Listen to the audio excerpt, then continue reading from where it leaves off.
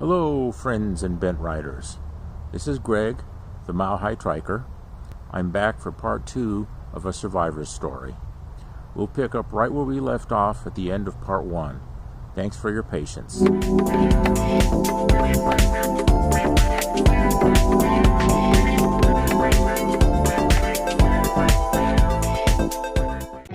And the first of these, I had 2 episodes, actually 3. And I'll try to detail those. The first one, I developed sort of super rapid pneumonia and my lungs filled with fluid. It seemed to me like this all took place within like 30 minutes. I couldn't breathe. And a bunch of nurses and emergency personnel came in. And I remember a guy walked in with this sort of block of metal.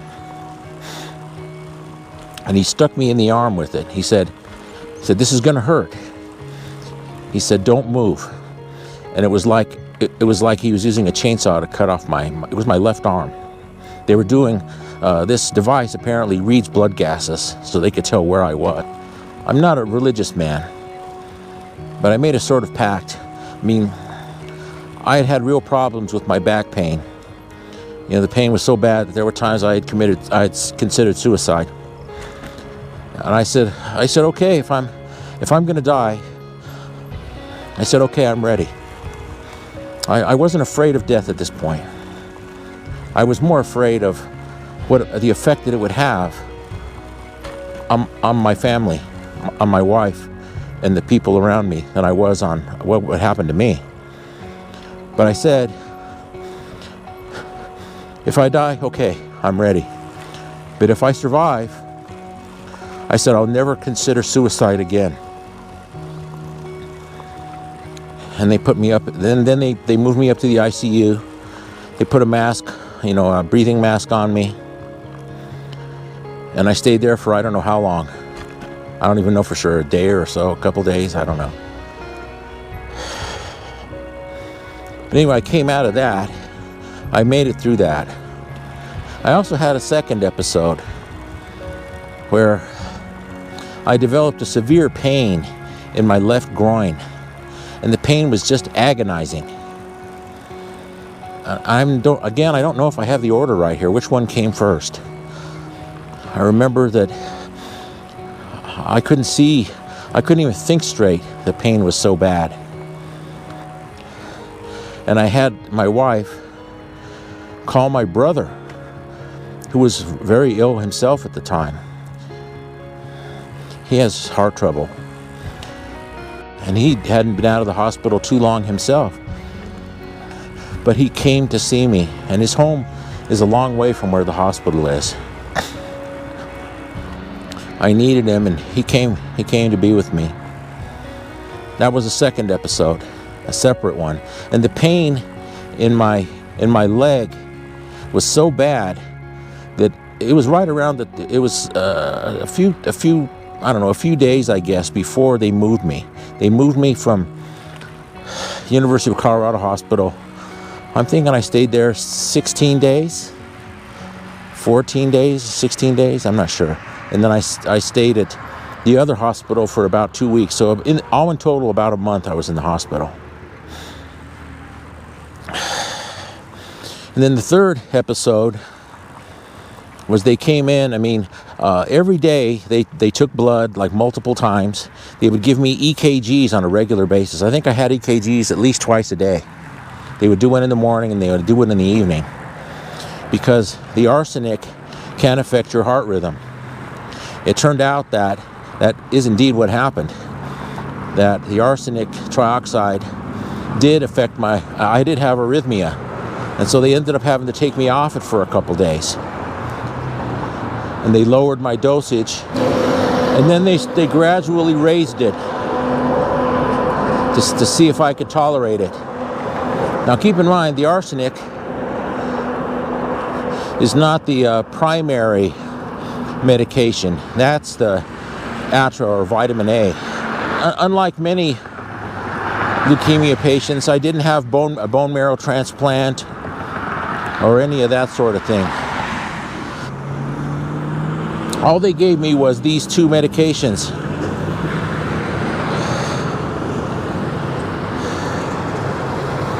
But I did start to see the effects of those medications over time.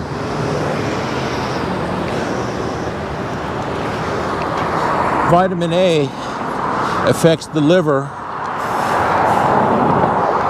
and the skin. So they constantly have to monitor your liver levels and other things. Because let's face it, I mean, anybody, if any of you out there have known or have dealt with this yourself, you know, cancer yourself, you know that chemotherapy is you know, a very toxic substance, whatever they give you. So it's a balance between keeping you alive and how much damage your body can endure. And that's what the situation was here. It's a balance. And the arsenic, we're not even sure what effects that has besides the heart arrhythmia.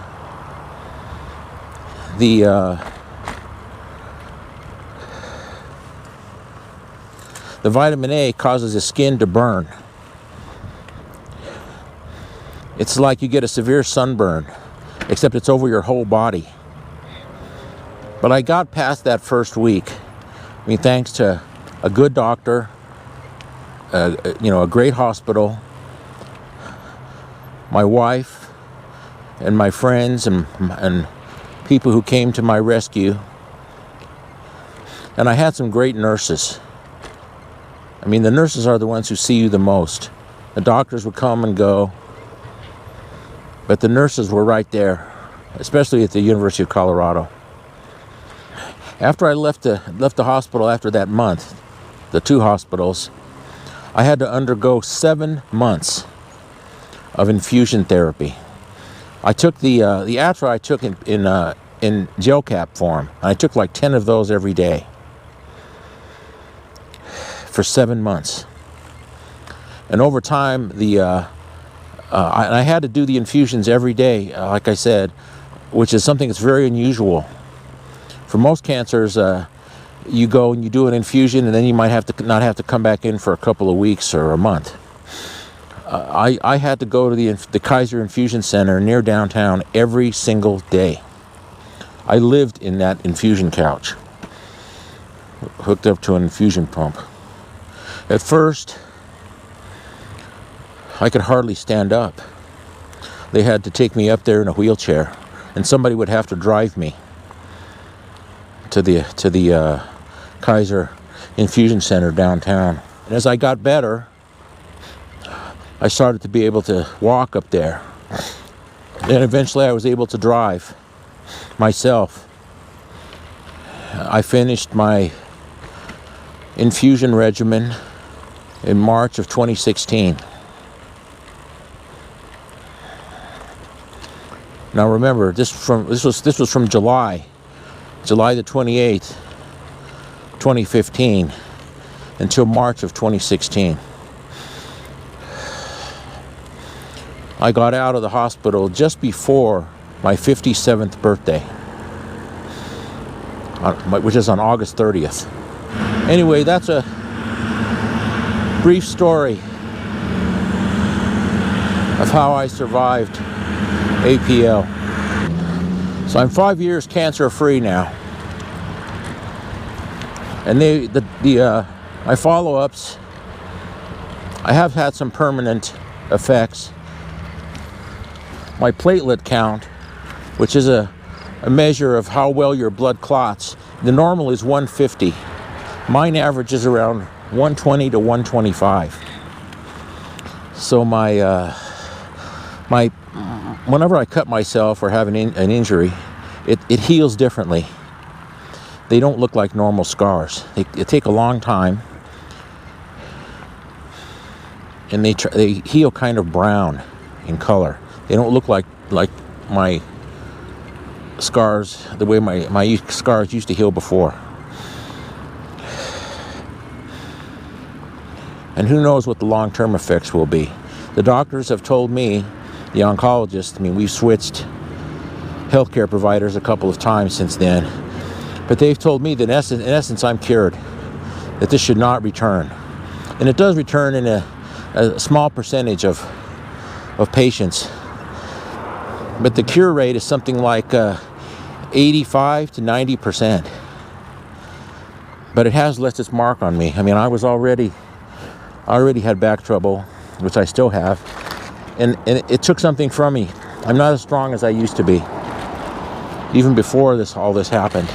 But the fact is, I'm alive. I'm able to sit here and talk to you and tell you this story. It's a story of survival and learning to deal with adversity and to accept the adversity.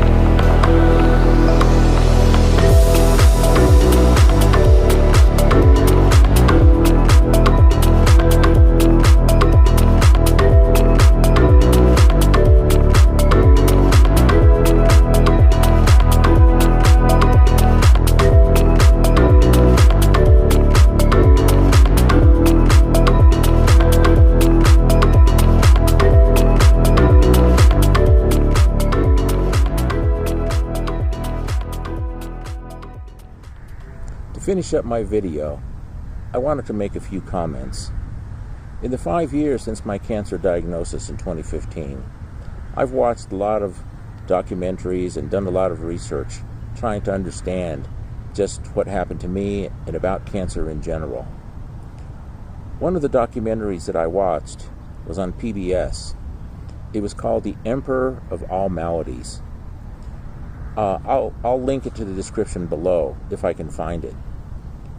One of the things I found out was that true cancer research, or real progress in cancer research, didn't really begin to be made until the 1940s and 1950s. And much of that early research was done on childhood leukemia. Most of the patients that doctors were working on died. As a matter of fact, just about all of them died. I wanted to dedicate this video to all the people who have sacrificed so much for cancer research to bring it where it is today. It's because of them that I am alive right now. Thank you for coming along with me, and we'll see you next time.